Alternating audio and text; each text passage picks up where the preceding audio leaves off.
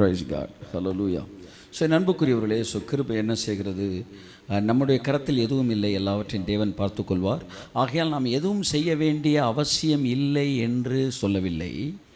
இயேசு சொல்லிக் கொடுத்தார், செய்ய வேண்டிய கடமையை மாத்திரம் செய்தோம் என்று சொல்லுங்கள். ஆம் என்றால் ஆம் என்று சொல்லுங்கள், இல்லை என்றால் இல்லை என்று சொல்லுங்கள். இதற்கு மிஞ்சினது பிசாசினால் உண்டாயிருக்கிறது. ஸோ நம்முடைய வேலை என்னவென்றால் கடமையை மாத்திரம் செய்வது. ஸோ அதனால் எதுவுமே செய்ய வேண்டாம் தேவன் சொல்லலை. இந்த பூமியில் நமக்கான கடமை இருக்கிறது. அந்த கடமையை மாத்திரம் நம்ம செய்ய வேண்டுமா? மீதி எல்லாத்தையும் தேவன் செய்வாராம். ஊழியம் செய்யும்போது செய்து முடித்த உடனே கர்த்தர்ட்ட வந்து சொல்லணுமா, நாங்கள் செய்ய வேண்டிய கடமையை மாத்திரம் செய்தோம். ஏனென்றால் உங்கள் விசுவாசம் மனித ஞானத்தில் அல்ல, தேவ பலத்தில் நிற்க வேண்டும். மனிதனுடைய விசுவாசத்தை மனுஷ ஞானத்திலையும் கட்டலாம், தேவ பலத்திலையும் கட்டலாம். பவுல் மிகுந்த பயத்தோடும் நடுக்கத்தோடும் இருந்தானா. என்ன நடுக்கணும்னா, நான் பேசுகிற மோட்டிவேஷன் வந்து அவனை மோட்டிவேட் பண்ணி பேசுகிற ஸ்பீச்சாக மாறி அவனுடைய விசுவாசம் என்னவாயிடக்கூடாது? மனுஷ ஞானத்தில் கட்டப்படுகிற விசுவாசமாக இருக்கக்கூடாது, அது தேவனுடைய பலத்தினால் கட்டப்படுகிற விசுவாசம். அதே ஜெபத்தை நானும் உங்களுக்காய் பண்ணுகிறேன், அதே ஜெபத்தை நானும் என்னோடு இணைக்கப்பட்டிருக்கிற ஜனங்களுக்காய் செய்கிறேன். ஆண்டவரே, என்னுடைய செய்தியை கேட்கிற ஒரு வாழ்க்கையிலே விசுவாசம் மனுஷ ஞானத்தில் கட்டப்படாமல் தேவனுடைய பலத்தினால் கட்டப்படுவதாக. ஆகவே கர்த்தருடைய ஆவியானவர் உங்கள் எல்லோருடைய இருதயங்களிலும் உங்களுடைய விசுவாசத்தை தேவ பலத்தினாலே கட்டுவாராக. So he is the author of faith.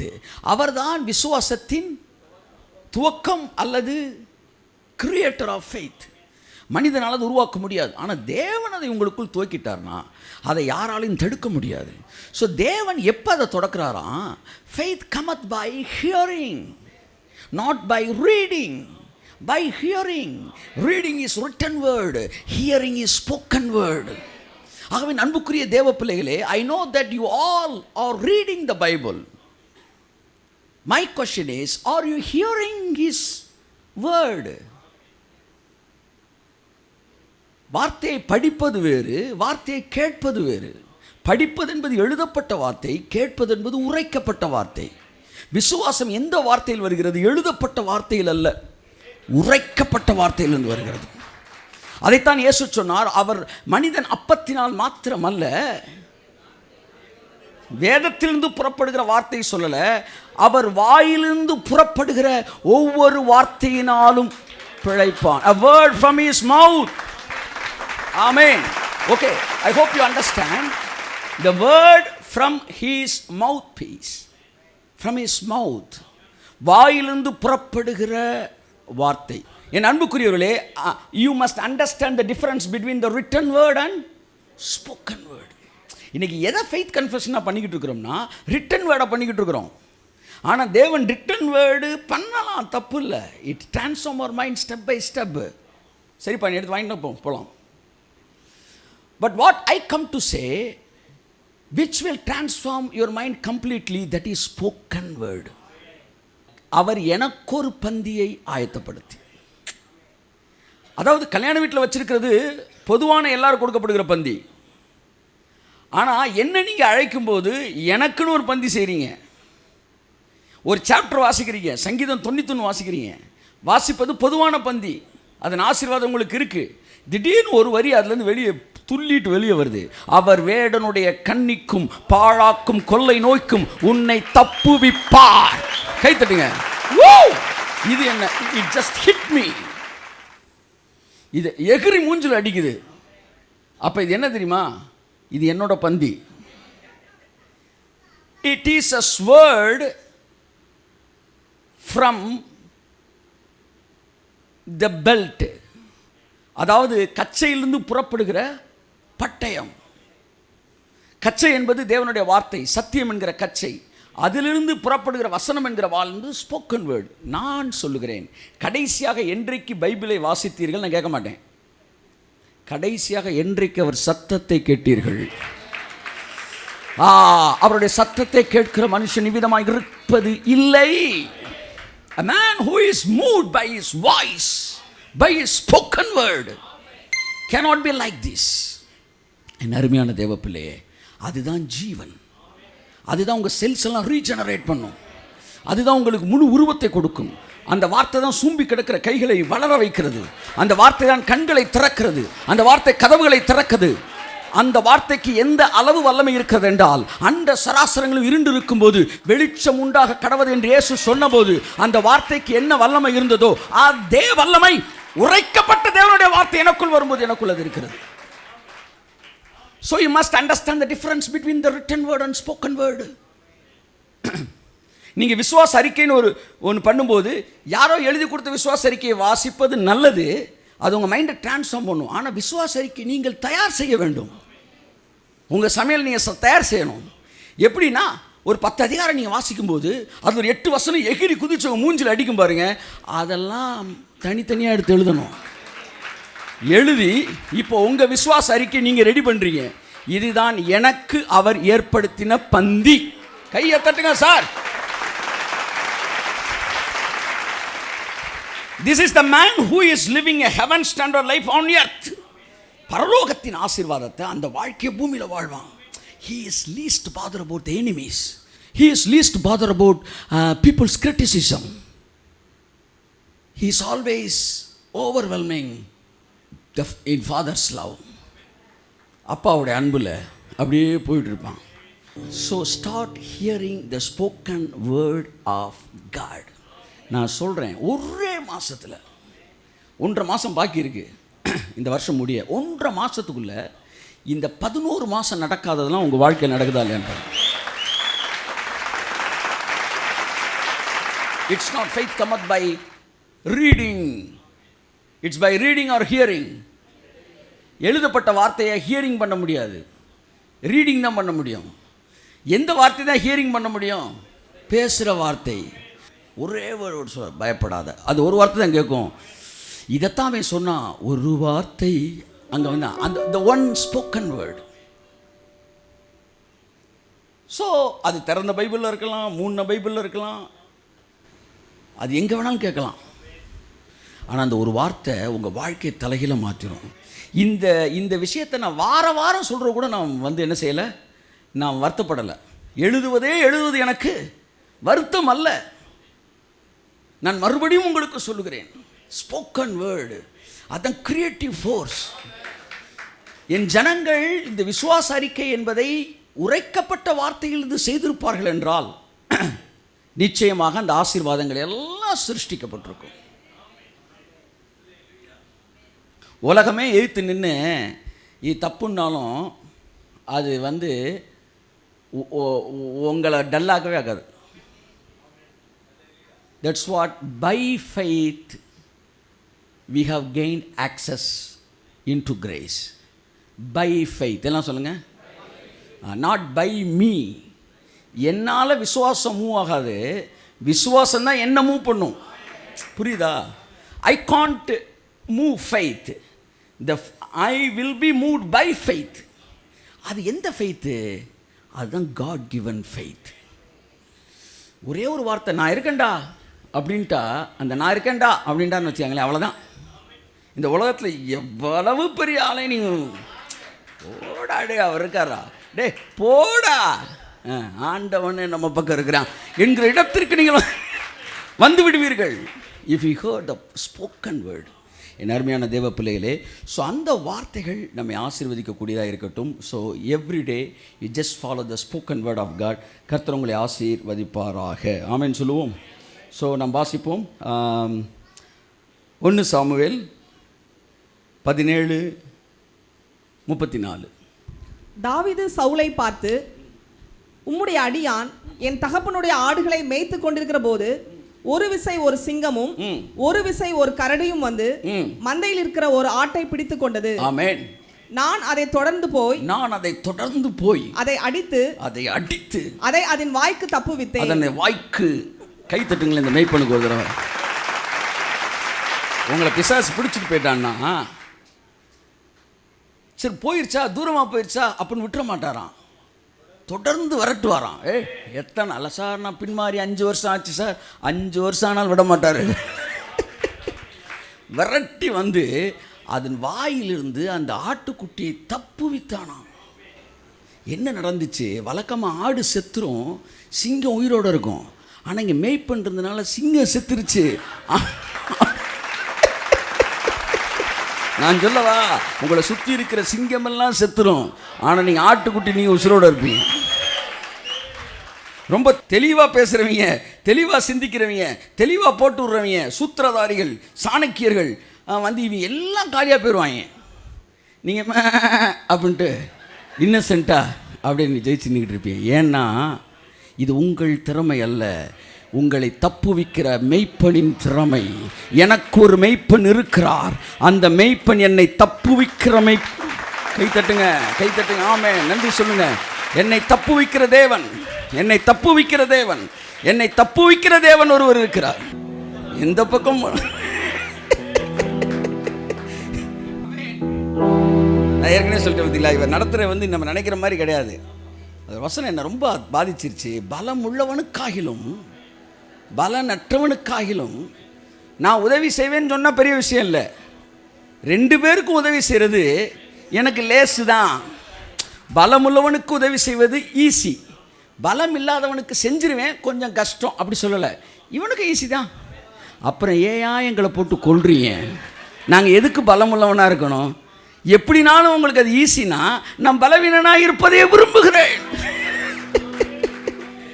உன் பலவீனத்தில் என் பலம் பூரணமாகும்.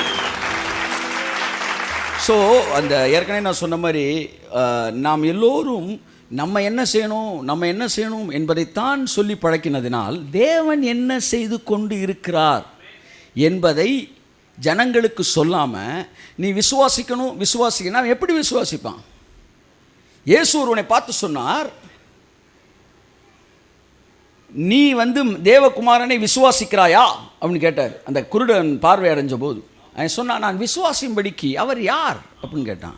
சார், எனக்கு தெரியாத ஆளை நான் எப்படி சார் விசுவாசிக்க முடியும்? அவர் கேரக்டர் என்னன்னு தெரியாமல் எனக்கு எப்படி விசுவாசிக்க முடியும்? அவர் சொன்னார், உன்னோடு கூட பேசுகிற நானே அவர், உன்னை சுகமாக்கின நான் தான் அவர், என்ன நீ விசுவாசிக்கிறேன். அப்போ ஒரு மனிதனை நீங்கள் விசுவாசிக்க வேண்டும் என்றால் அவனுடைய குணங்கள் நமக்கு தெரிய வேண்டும். ஒரு ஆளை நீங்கள் நம்பணும்னா அவன் கேரக்டர் என்ன நமக்கு தெரியணும். அப்போ சபையானது விசுவாசத்தை பேசுவதை நிறுத்திவிட்டு தேவனுடைய குணத்தை பேசும் என்றால் சபைக்குள்ளே விசுவாசம் தானாக வளர ஆரம்பிக்கும் என்று நான் சொல்லுகிறேன். ஸோ நம்முடைய தேவன் தப்புவிக்கிற தேவன். தைரியமாக போங்கள். எவ்வளோ பெரிய பிரச்சனையில் நீங்கள் மாட்டியிருந்தாலும் உங்களை அவர் தப்புவிச்சிருவார். நீதி நியாயம்லாம் பேசுகிறாள் வெளியே போயிருங்க. இங்கே வந்து நீதி நியாயம் இருந்தால் நீ மாட்டியிருக்கவே மாட்டியே. நீ சித்தத்தின்படி செஞ்சால் நீ கடனில் இருந்திருப்பியா? எங்கேயோ ஒரு மேட்ரு வந்து என்ன செஞ்சுருக்க, மிஸ் பண்ணியிருக்கிற. எங்கேயோ சித்தத்தொட்டு வெளியே போய் உன் சொந்த புத்தியில் ஏதோ கணக்கு போட்டிருக்க. அதனால தான் நீ சிக்கலில் வந்து நின்றுருக்க. இந்த நேரத்தில் உன்ட்ட வந்து என்ன பேச முடியாது, வியாக்கியானம் பேச முடியாது. நீ செஞ்சது தப்பு இல்லாட்டி நீ மாட்டியிருக்கவே மாட்ட. அல்லது மதியினம், ரெண்டுமே தப்பு தான். ஆனால் தேவன் இந்த நேரத்தில் உனக்கு டீச் பண்ண விரும்பலை, உன்னை தப்புவிக்க விரும்புகிறார். உன்னை நீ குற்றவாளியாக நீ தீர்க்கவே வேண்டாம். நீ எவ்வளோ பெரிய பிரச்சனையில் இருந்தாலும் உன்னை தப்புவிக்கிற தாயுள்ளம் கொண்ட தேவன் உனக்கு இருக்கிறார். I know that you have known a fatherly hearted God, but you must do you know a motherly hearted God? ஒரு தாயை போல தன் பிள்ளையை தப்புவிக்குது பாருங்க. அப்பாட்ட இருந்து தப்புவிக்கிற ஒரு தாய். அல்லது நீ ஒளிஞ்சு பிடிச்சி விளையாடும்போது கூட ஒளிஞ்சிட்டீங்கன்னா அவங்க நீங்கள் இல்லைப்பா நான் கும்பிட்ற கடவுள் அதே மாதிரின்றேன் நான். அவருக்கும் அதே ஹார்ட் இருக்கு. அவர் தம் பிள்ளைகளை அப்படி காப்பாற்றுவார். அதான் பைபிள் சொல்லுது, எவனுடைய பாவங்கள் மூடப்பட்டதோ அவன் பாக்கியவான். மூடப்பட்டது யாருக்கு? அவருக்கா? அவரே பார்த்தா அவரே மூடிக்கிறதா? இது அவருக்கு மூடுறதில்லை. பாவங்கள் அவருக்கு முன்பாக மன்னிக்கப்பட்டது, மனிதர்களுக்கு முன்பாக மூடப்பட்டது. கை தட்டுங்க. ஆமென், ஆமென். எவனுடைய பாவங்கள் மனிதர்களுக்கு முன்பாக மூடப்பட்டதோ அவன் பாக்கியவான். எவனுடைய ஆவியில் கபடமில்லாதிருக்கிறதோ. அடுத்த வரி, சில ரொம்ப பரிசுத்தவானா இருப்பாங்க, எல்லா கபடும் இருக்கும் பாருங்க. ஆனால் தாவீது தன்னை பற்றி இங்கே எழுதுறான், எவனுடைய பாவங்கள் மன்னிக்கப்பட்டதோ எவனுடைய ஆவியில் கபடம் இல்லாதிருக்கிறதோ. இந்த ஆட்டுக்குட்டி சம்மந்தம் இல்லாமல் போய் என்ன செஞ்சுக்கணும் பாருங்க, வந்து பவுண்டரி விட்டு வெளியே போயிடும். ஆனால் மேய்ப்பன் அதை தப்பு வைக்கிறார். நீங்கள் அவற்றை வரும்போது நியாயம் பேசாதீங்க. இது உங்கள் நீதினா நியாயம் பேசணும். இது அவர் நீதி. நான் ஏற்கனவே சொல்லிட்டேன், அவர் நீதினா ஒரு தாயாக இருந்து அவள் உங்களுக்கு என்ன செய்வார் அதைத்தான். இப்போ பைபிளில் ஒரே ஒரு எக்ஸாம்பிள், 2 எக்ஸாம்பிள் பார்க்க போகிறோம். எப்படி ஒரு தாய் தன்னுடைய பிள்ளையை தப்பு வைக்கிறாள். அவன் தப்பு பண்ணியிருந்தாலும் அவனை தப்பு வச்சு, என் பிள்ளை எனக்கு முக்கியம், என் பிள்ளையோட உயிர் எனக்கு முக்கியம்னு சொல்லி தப்பு வைப்பது போல அவரும் உன்னை தப்பு வைக்கிற தேவனாக இருக்கிறார். ஆமேன். வியாதியிலிருந்து தப்பு வைப்பார், உன் எதிரிகளிலிருந்து தப்பு வைப்பார், உன் துரோகியிலிருந்து தப்பு வைப்பார், உனக்கு எதிராக வருகிற பிரச்சனைகளிலிருந்து தப்பு வைப்பார். அது எதனால் ரூட் காஸ்ட்லாம் அவர் பார்க்கறது இல்லை, ஆனால் ஒன்று அவர் தப்பு வைப்பார். கைத்தட்டுங்க ஒருத்தவர், அவ்வளோதான், அதுக்கு மேலே பேசக்கூடாது. ஆதியாகமம் 27ஆம் அதிகாரம் 41ஆம் வசனத்திலிருந்து.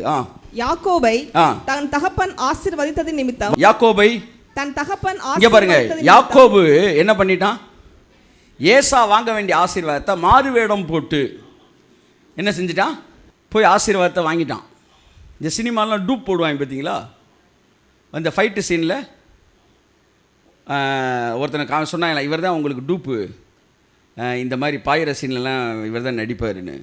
அப்போ டைரக்டர் சொன்னாராம், அவன் டூப்பு இல்லை, நீ தான் டூப்பு, அவன் தான் ஒரிஜினலாக தவறான், நீ தவற மாதிரி நடிக்கிற, ஆக்டர்ஸ் தான் டூப்பு, இந்த டூப்புக்கு நடிக்கிறாங்க பார்த்தீங்களா, அவங்க தான் ஒரிஜினலு. இப்போ இவன் என்ன செஞ்சிட்டான், ஏசா மாதிரி ஒரு டூப்பா ஒரு என்ன செஞ்சுட்டு காஸ்டியூம் போட்டுட்டு அவங்க அப்பாட்ட போய் ஆசீர்வாதத்தை ஃபுல்லாக வாங்கிட்டான். அவங்க அப்பா ஆசீர்வாதத்தை கொடுத்துட்டாரு. இப்போ தான் யாக்கோபு வாங்கி முடித்ததுக்கப்புறம் ஏசாவுல என்ன செய்கிறாரு, உலகமெல்லாம் சுற்றிட்டு ஆமாம் வர்றாரு பழத்தை வாங்குறதுக்கு. இவர் கும்புன்னு உட்காந்து உரிச்சு சாப்பிட்டுக்கிட்டு இருக்காப்புல. இவன் நுழைஞ்சவொடனே அவங்க அப்பாட்ட கேட்குறேன், அப்பா வந்து என்ன ஆசீர்வதிங்க. எப்பப்பா இப்போ தானேப்பா போனேன்னாரு. இல்லைப்பா நான் இப்போ தான் வர்றேன் அப்படின்றான். அப்போ இதுக்கு முன்னாடி வந்தது யாரா அப்படின்னு கேட்டப்ப, என்னப்பா சொல்கிறீங்கன்னு கண்டுபிடிச்சிட்டான் அவன். உன் சகோதரனை யாக்கோபு உன்னை வந்து என்னை ஏமாற்றி உன்னுடைய இதெல்லாம் வாங்கிட்டான்டா அப்படின்னு சொன்னால், என் பேர் யாக்கோபுன்றது கரெக்டாக தான் இருக்குது, என்னை இதோட 2 தடவை ஏமாற்றிட்டான், கூலை கொடுத்து மாலை வாங்கிட்டு போயிட்டான், இப்போ வந்து இதையும் பண்ணிட்டான், அவனை நான் விடவே கூடாது அப்படின்ட்டு அவன் அழுகிறான் புரண்டு. கடைசியில் அங்கனக்குள்ளே மீதி சிந்தி கிடக்கிற கொஞ்சம் ஆசீர்வாதத்தை எடுத்து கையில் கொடுத்துட்டு அவனையும் கேட்குறேன், அப்பா அதை திரும்ப வாங்க முடியாதான்? இல்லைப்பா, ஒன்ஸ் நான் ஒருத்தனை ஆசீர்வதிச்சிட்டேன்னா அதுக்கப்புறம் வேறு மேட்ரே கிடையாது, அவன் மாற்றவே முடியாது, அவன் ஆசீர்வதிக்கப்பட்டவனாகவே இருப்பான், அவ்வளோதான். Word cannot get it back. உடனே இவன் என்ன முடிவு எடுத்துட்டான், இப்படி பண்ணிட்டான்ல, இவன் என்ன செஞ்சிடணும், போட்டு தள்ளிடணும்டா எங்கு முடிவெடுக்கிறான். நான் கேட்குறேன், யாக்கோபு செஞ்சது தப்பா ரைட்டா?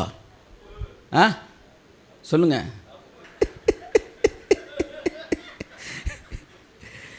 சரி, மனித நீதியில் சொல்லுங்க, யாக்கோபு ஏமாற்றி வாங்கினது ரைட்டா தப்பா? தப்பு தான். அப்போ தண்டிக்கப்பட வேண்டியவனா தப்பு வைக்கப்பட வேண்டியவனா? இப்போ வாசிங்க, இதான் வந்து முந்தின எபிசோடு. இப்போ வாசிப்போம். யாக்கோபை தன் தகப்பன் ஆசீர்வதித்ததின் நிமித்தம் ஏசா யாக்கோபை பகைத்து என் தகப்பனுக்காக துக்கிக்கும் நாட்கள் சீக்கிரமாய் வரும். அதாவது எங்க அப்பா சீக்கிரத்தில் என்ன ஆயிடுவாரு, மௌத்தாயிருவாரு, செத்த பிறகு. அடுத்து, அப்பொழுது என் சகோதரனாகிய யாக்கோபை கொன்று போடுவேன். டேட்டை ஃபிக்ஸ் பண்ணிட்டேன் கேலண்டரில். என்னைக்கு நான் கொள்வேன், எங்கள் அப்பா என்னைக்கு சாவாரோ அன்னைக்கு நான் கொள்வேன், ஏற்ற காலம் வரும்போதுன்ட்டான். எங்கள் அப்பா சாகிற அன்னைக்கு அவனை கொன்றணும்னு முடிவு எடுத்துட்டான். அடுத்து வாசிங்க. என்று ஏசா தன் இருதயத்திலே சொல்லிக் கொண்டான். இருதயத்திலே சொல்லிக்கிட்டானா? ரைட்டு. மூத்த மகனாகிய ஏசாவின் வார்த்தைகள் ரெபேக்காளுக்கு அறிவிக்கப்பட்டது. ரெபேக்காளுக்கு, ஒரு தாயோட அன்பை பாருங்க, ரெபேக்காளுக்கு அறிவிக்கப்பட்டது. அப்பொழுது அவள் தன் இளைய மகனாகிய யாக்கோபை அழைத்து உன் சகோதரனாகிய ஏசா, இங்கே பாருப்பா, உன் சகோதரனாக ஏசா நல்ல பையன் ஒருத்தன் இருக்கான் நம்ம வீட்டில், அவன் வந்து உன்னை நீ கெட்ட பையன், அதனால் உன் மேலே அவன் கொஞ்சம் கோவமாக தான் இருக்கிறான். எல்லாம் சொல்லுங்கள், நல்ல பையலெல்லாம் இந்த கெட்ட பையலுக்கு மேலே எங்கெங்கே வராங்க. இதே இந்த இளையகுமாரன் மூத்த குமாரன் கதையிலையும் இந்த மூத்த குமாரன் ஒரே காட்டமாக தான் இருக்கிறான். அப்போ ஆனால் அம்மா என்ன செய்கிறாங்க, கையை தட்டி வந்தவர், அதுதான் மேட்ரு.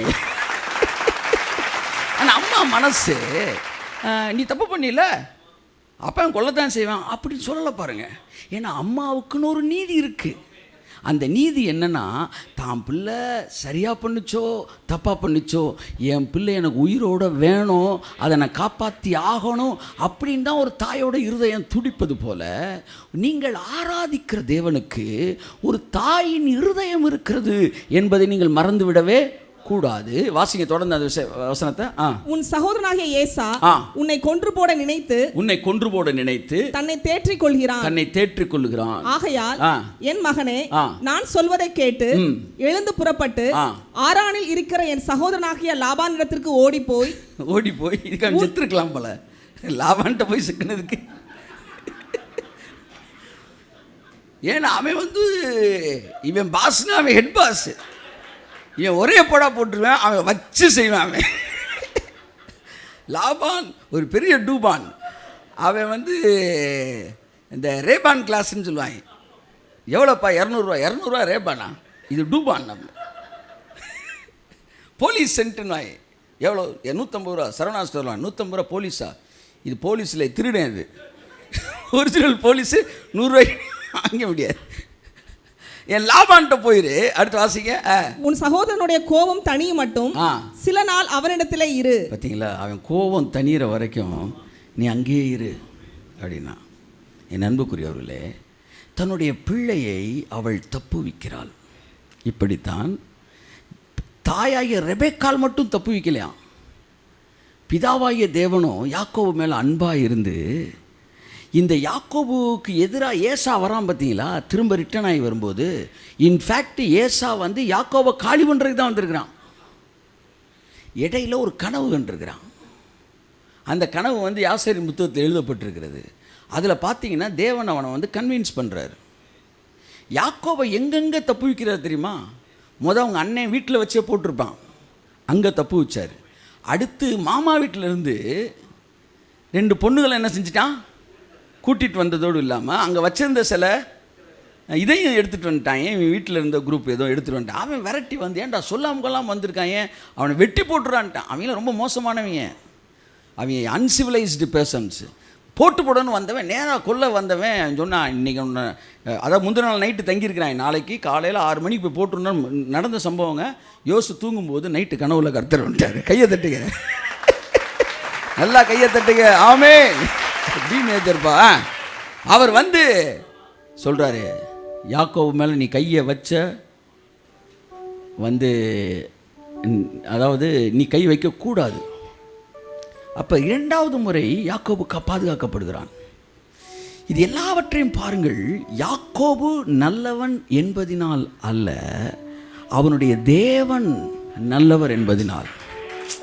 இந்த யாக்கோபுன்னு ஒன்று நீ எவனையோ யோசிக்கக்கூடாது. நான் எவனுக்கோ பிரசங்கம் பண்ணல, உங்களைத்தான் பேசிகிட்டு இருக்கிறேன். நான் உங்களைத்தான் பேசிகிட்டு இருக்கிறேன். நீங்களாம் நினச்சிக்கிறதா அவர் இவருன்னு? ஏன்பா நீங்கள் யாரும் அப்படி நினைக்கிறீங்களா? நான் உங்களை தான் பேசிக்கிட்டு இருக்கிறேன். ஒருத்தன் அந்த கடைசியாக வந்தான் பார்த்தீங்களா, ஒருத்தன், நான் ஏற்கனவே சொல்லியிருக்கிறேன். அவன் வந்தவன் என்ன காசு வாங்கினானோ அதே காசு வாங்கிட்டான்.